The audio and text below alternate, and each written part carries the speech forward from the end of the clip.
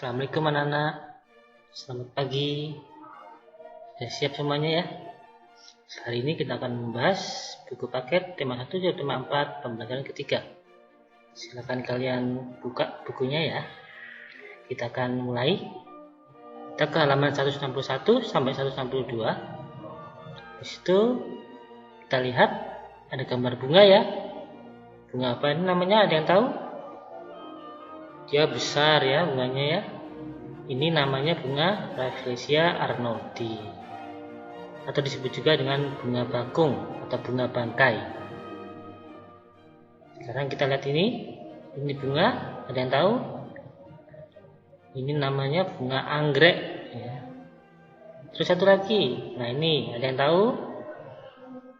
Ini namanya bunga melati ya, sering kita jumpai ya. Pada saat manten, pada saat orang meninggal, pakai ini ya. Nah, ini ada bacaannya di halaman 161 sampai 162. Pak Guru baca, kemudian kalian simak ya. Bunga adalah bagian dari tumbuhan. Bunga diperlukan dalam proses perkembangbiakan sebagian tumbuhan. Ada banyak jenis bunga yang ada di sekitar kita.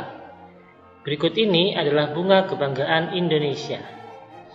Sekarang kita baca bacaan yang dengan judul Bunga Nasional Indonesia. Beberapa negara memiliki bunga nasional. Bunga nasional adalah bunga yang dapat mewakili karakteristik sebuah bangsa dan negara. Misalnya bunga tulip dikenal sebagai bunga negara Belanda. Mawar lebih dikenal sebagai bunga negara Inggris. Indonesia memiliki 3 bunga nasional. Sebutan lain untuk bunga di Indonesia adalah puspa. Bunga melati putih disebut dengan puspa bangsa. Bunga anggrek bulan disebut dengan puspa pesona. Bunga Rafflesia arnoldi disebut dengan puspa langka. Kemudian kalian lihat di bawahnya, amati gambar-gambar bunga di depan yang tadi bunga-bunga itu ya. Kemudian pilihlah salah satu bunga, lalu tuliskan ciri-ciri bunga tersebut.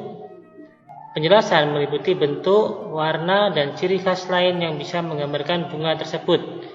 Jadi nanti kalian pilih di antara 3 itu bunga mana yang ingin kalian tulis ciri-cirinya ya. Ini ada dari Pak Adi, coba kita lihat. Ini tadi adalah bunga Rafflesia arnoldi, ini adalah anggrek bulan, ini adalah melati putih. Ini dari Pak Guru ya. 1. Bunga Rafflesia arnoldi bentuknya sangat besar, berwarna merah bertotol putih, ciri khasnya berbau tidak sedap. Kalau yang kedua, bunga anggrek bulan bentuknya sedang, warnanya bermacam-macam. Ciri khasnya bunganya merekah seperti bulan dan daunnya memanjang. Yang ketiga, bunga melati putih, bentuknya kecil, berwarna putih dan ciri khasnya berbau harum. Daunnya pun menyirip. Itu ya. Silakan kalian pilih yang mana yang kalian suka, kemudian kalian tulis. Sekarang kita lanjut ya. Di halaman 163 sampai 164. Kita baca, kalian simak. Bunga yang berwarna-warni dapat menjadi ide dalam membuat karya. Masih ingatkah kamu dengan kerajinan mozaik? Warnai gambar bunga di bawah ini menggunakan kertas warna yang dipotong-potong. Kertas potong dapat diperoleh dengan menyobek atau menggunting. Jadi kertasnya bisa disobek atau digunting-gunting kecil-kecil ya. Masih ingatkan kemarin waktu kalian bikin memakai daun-daun yang berguguran, daun kering? Nah, ini sekarang kita pakai kertas. Nah ini ya, kertasnya disobek-sobek seperti ini, dikecil-kecil, lalu ditempel-tempel di bunga-bunga ini. Nah, sekarang kita baca halaman 164. Bunga memiliki banyak manfaat untuk kegiatan manusia. Kebun dengan bunga yang berwarna-warni nampak lebih indah. Hiasan bunga yang disimpan di vas bunga menambah cantik ruangan. Bunga juga sering digunakan dalam kegiatan-kegiatan lainnya. Misalnya bunga melati digunakan untuk acara pernikahan. Ungkapan belasungkawa pun terkadang menggunakan rangkaian bunga. Oleh karena banyak orang yang memerlukan bunga, maka ada pasar khusus yang menjual bunga. Para petani menjual bunga yang telah ditanam ke pasar tersebut. Sekarang kita lanjut di halaman 165 sampai 166. Nah, masih ingatkah kamu cara menyelesaikan soal pembagian? Kemudian 1 ya, masih ingat kan? Ini ada contoh. Seorang petani memanen bunga mawar. Hasil panennya ada 141 tangkai bunga mawar. Petani akan menyimpan dalam 3 tempat yang masing-masing memuat tangkai bunga sama banyak Proses di atas ditulis dalam bentuk pembagian 143 dibagi 3 sama dengan titik-titik. Kemudian kita tulis seperti ini. 141 diporogapit, terus bagi 3. Kemudian kita tulis 14 bagi 3, nggak bisa ya. Jadi kita turun dari 14 ke 12. Kenapa 12? Karena 12 adalah angka yang mendekati 14 yang bisa dibagi oleh 3. Jadi 12 bagi 3 adalah 4. Kemudian 4 dikurangi 2, 2. 1 kurangi 0 jadi 1. Nah, 21 ditulis ulang di sini. 21 dibagi 3 bisa kan? Langsung saja, karena bisa dibagi 3 langsung ditulis di sini 21. 21 dibagi 3 sama dengan 7. 21 kurangi 21 adalah 0. Maka ditulislah, jadi hasil 141 bagi 3 adalah 47. Nah ini ya. Jadi hasilnya ini ditulis di sini 47, di sini 47 ya. Sekarang di bawahnya ada selesaikan soal di bawah ini sesuai contoh. Nomor 1, Siti memiliki 484 tangkai bunga anggrek. Siti ingin menyimpan dalam 4 buah vas bunga dengan banyak tangkai bunga yang sama pada masing-masing vas. Berapa banyak tangkai bunga anggrek pada setiap vas bunga?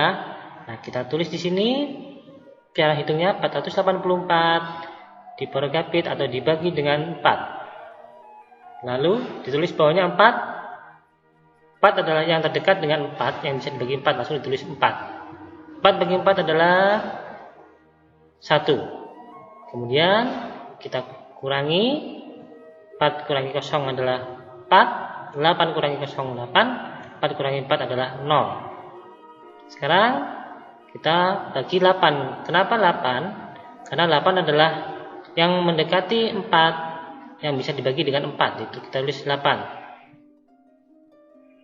8 bagi 4 adalah 2. Kemudian kita kurangi 8 kurangi 8 0, 4 kurangi 0 adalah 4. Kita bagi lagi 4 ini. Kita bagi lagi 4 ini dengan 4 ini ya. Karena 4 ini dengan 4 adalah angka 4, maka langsung saja 4 dibagi 4. 4 bagi 4 adalah 4 bagi 4 sama dengan 1. Maka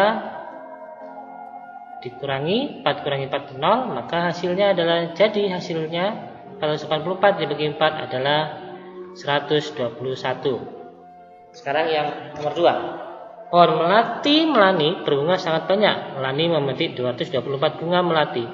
Lalu ia menyimpannya dalam 4 buah tempat. Masing-masing tempat memuat bunga sama banyak. Berapa banyak bunga melati pada setiap tempat? Kita hitung 224 dibagi atau porogapit dengan 4. Kita tulis 20. Kenapa 20? Karena 2 nggak mungkin, karena 2 lebih kecil dari 4, nggak bisa. Kita pakai 2 angka. 22 juga nggak bisa, jadi turun 20. 20 adalah mendekati 22 yang bisa dibagi dengan 4. Jadi 20 dibagi 4, 20 dibagi 4 sama dengan 5. Kemudian kita kurangi 4 kurangi 0 4, 2 kurangi 0 2, 2 kurangi 2 0. Kemudian apakah 24 ini bisa dibagi dengan 4? Bisa ya. Jadi kita langsung tulis 24. 24 bagi 4 adalah 6 ya. 24 bagi 4 adalah 6. Kemudian kita kurangi 24 kurangi 24 adalah 0. Sehingga hasilnya adalah 56. Jadi 24 bagi 4 sama dengan 56. Ya, demikian dari Pak Guru. Terima kasih ya. Jangan lupa jaga kesehatan. Assalamualaikum, selamat pagi.